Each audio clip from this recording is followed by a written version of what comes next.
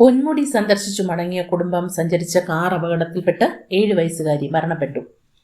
പൊന്മുടി സന്ദർശിച്ചു മടങ്ങിയ കുടുംബം സഞ്ചരിച്ചിരുന്ന കാർ അപകടത്തിൽപ്പെട്ട് 7 വയസ്സുകാരി മരണപ്പെട്ടു. കല്ലറ സ്വദേശികളായ കുട്ടികൾ ഉൾപ്പെട്ട കുടുംബം പൊന്മുടി സന്ദർശിച്ച ശേഷം തിരികെ മടങ്ങുമ്പോൾ ഗോൾഡൻ വാലി ചെക്ക് പോസ്റ്റിന് സമീപം 30 അടി താഴ്ചയിലേക്ക് കാർ മറിയുകയായിരുന്നു.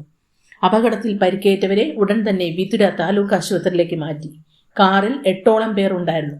കല്ലറ വളക്കുഴിപ്പച്ച തോപ്പുവിള വീട്ടിൽ ഷാക്കല്ലാർ ഗോൾഡൻ വാലിയിൽ കാർ മറിഞ്ഞ് കുട്ടി മരണപ്പെട്ടു.